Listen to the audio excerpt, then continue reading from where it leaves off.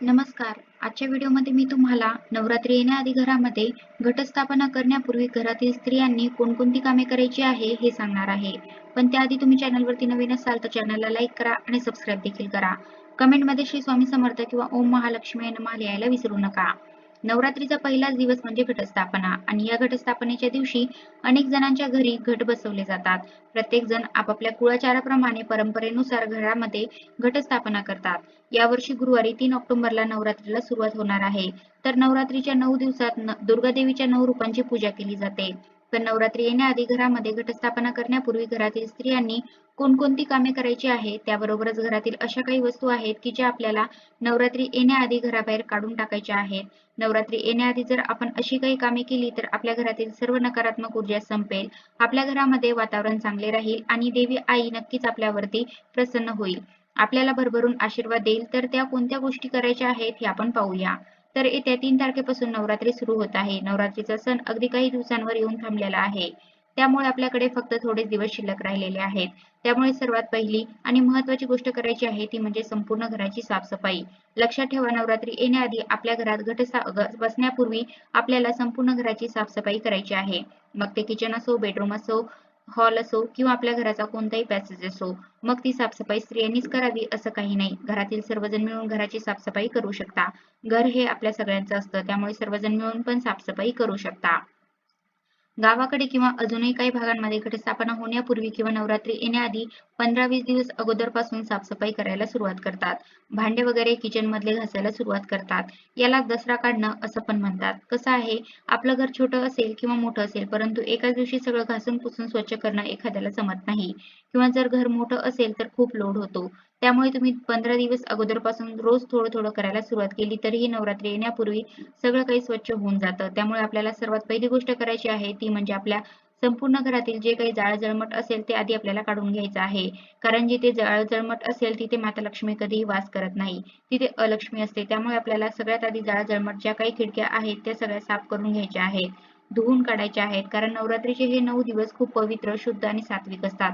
त्यामुळे या 9 दिवसात आपल्या घरामध्ये घटस्थापना झालेली असते.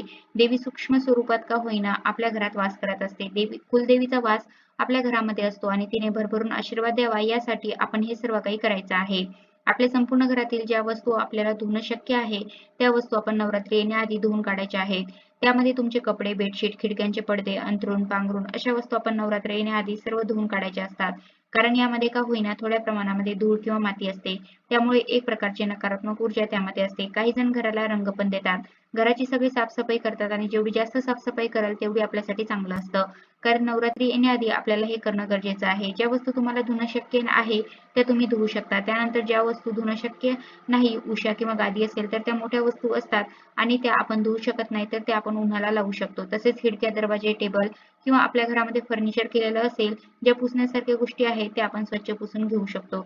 थोडक्यात सांगायचं झालं तर जेवढी साफसफाई जमेल तेवढी नक्कीच करा. त्यामुळे तुम्हाला देवी आईचा आशीर्वाद नक्कीच मिळेल आणि तुमच्या घरामध्ये तिचा वास कायम राहील. कारण देवीला स्वच्छता अतिशय प्रिय आहे. ज्या ठिकाणी स्वच्छता, शांतता असते त्या ठिकाणी देवीचा वास अखंड असतो. पण साफसफाई करताना एक गोष्ट मात्र लक्षात ठेवा की काही वस्तू आपण ज्या ठेवलेल्या असतात की आपल्याला त्या लागत नाही, म्हणून पण काही वस्तू फुटलेल्या असतात, तुटलेल्या असतात, त्या वस्तू मात्र आपल्याला नवरात्री येते आधीच घराबाहेर काढून टाकायच्या आहेत.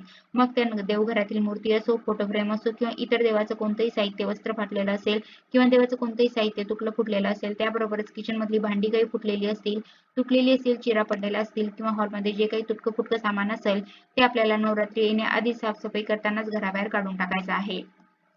देवघरातील वस्तू मात्र आपल्याला वाहत्या पाण्यामध्ये किंवा नदीमध्ये विसर्जित करायच्या आहेत आणि बाकीच्या वस्तू मग तुम्ही कचऱ्यामध्ये टाकू शकता. कारण तुटल्या फुटल्या वस्तूंमध्ये नकारात्मक ऊर्जा ही खूप मोठ्या प्रमाणावर असते.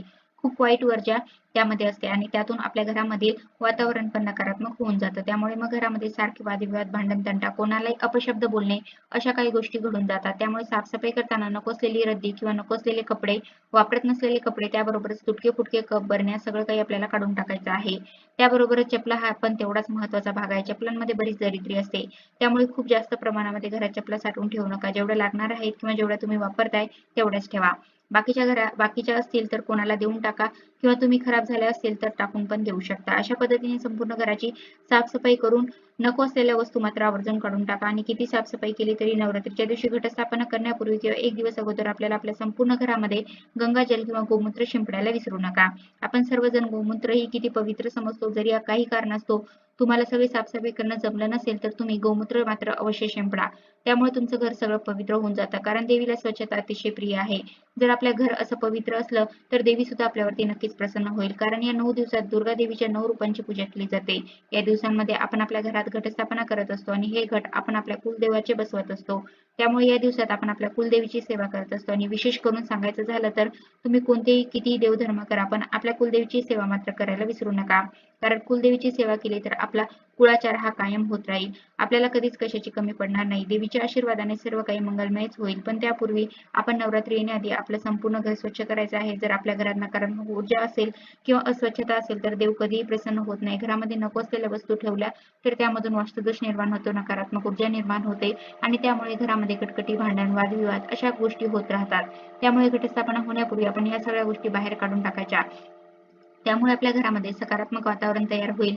आपल्या घरातील वातावरण प्रसन्न होईल याची काळजी आपल्याला घ्यायची आहे. स्वच्छतेशिवाय केलेल्या भक्तीचं फळ आपल्याला मिळू शकणार नाही. त्यानंतर एकदा का आपल्या घरामध्ये घटस्थापना झाली की त्यानंतर तुम्ही दररोज 9 दिवस आपल्या घरातील वातावरण प्रसन्न ठेवण्यासाठी दिवसातून एकदा किंवा सकाळ किंवा संध्याकाळ उद घालायचं आहे. उद घालायचं असं एक मातीचं भांडं असतं. त्यामध्ये कोळसा पेटवून त्यावरती असं उदाची पावडर टाकतात आणि मग त्याचा धूर होतो आणि खूप छान वातावरण होतं. वास पण खूप छान येतो त्याचा आणि वातावरण पण खूप प्रसन्न होऊन जातं. असं इतकं सुंदर आणि पवित्र वातावरण जर तुमच्या घरामध्ये राहिलं तर देवी आई नक्कीच आपल्यावरती प्रसन्न होईल आणि तुमच्याकडे उद नसेल तर तुम्ही सुगंधी धूप पण जाळू शकता.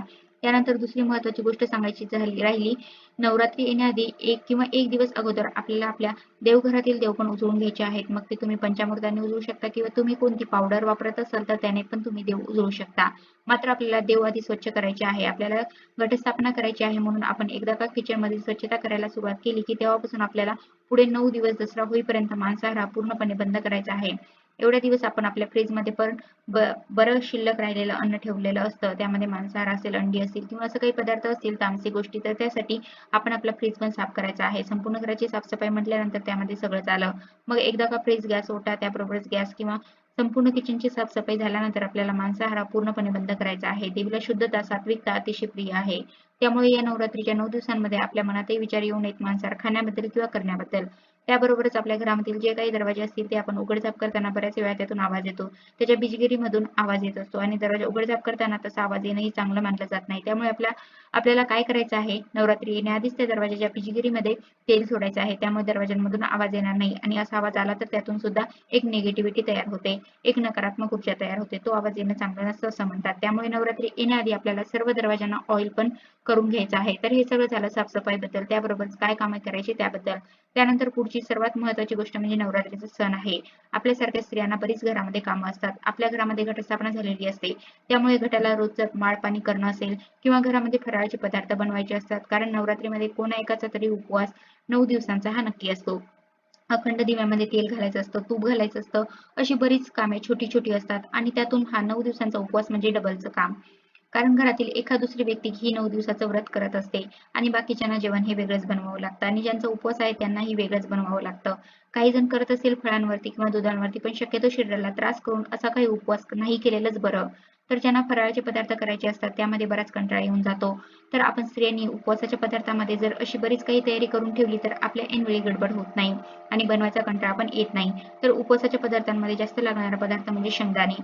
शेंगदाणे आपण बटाट्याची भाजी असेल, साबुदाण्याची खिचडी असेल किंवा वरई असेल या सगळ्यांमध्ये वापरतो. त्यामुळे लागतील तेवढे शेंगदाणे घेऊन स्वच्छ करून ते भाजून त्याचा कूट करून एका स्वच्छ डब्यामध्ये भरून ठेवला तर आपल्याला ऐनवेळी गडबड होत नाही आणि उपवासाचे पदार्थ बनवायलाही कंटाळा येत नाही. त्याबरोबरच हिरवी मिरची सुद्धा आपण अनेक पदार्थांमध्ये वापरतो.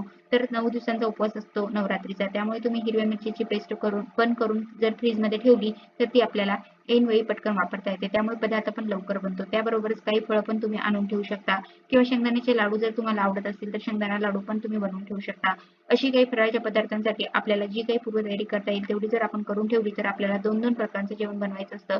त्यामुळे कंटाळा पण येणार नाही आणि पदार्थ पण लवकर बनतो आणि आपले कामही वाचतात, वेळही वाचतो. त्यामुळे तुम्ही पण अशी पूर्वतयारी करून ठेवा. याचा तुम्हाला नक्कीच फायदा होईल. अशा प्रकारे नवरात्री येण्याआधी जर आपण योग्य त्या प्रकारे साफसफाई केली, भंगार, रद्दी जे काही असेल ते काढून टाकलं, तुटलेले फुटलेले इलेक्ट्रॉनिक वस्तू, बंद पडलेलं घड्याळ अशा काही वस्तू जरी काढून टाकल्या तरी आपल्या घरातील बरीच नकारात्मक ऊर्जा कमी होते आणि घरामध्ये सकारात्मक ऊर्जेचा प्रवाह होतो. त्यामुळे आपल्या घरातील वातावरणही शुद्ध, पवित्र, प्रसन्न होईल आणि देवी आईचा आशीर्वाद नक्कीच मिळेल. कसा वाटला तुम्हाला माझा आजचा व्हिडिओ? कमेंट करून नक्की सांगा. धन्यवाद.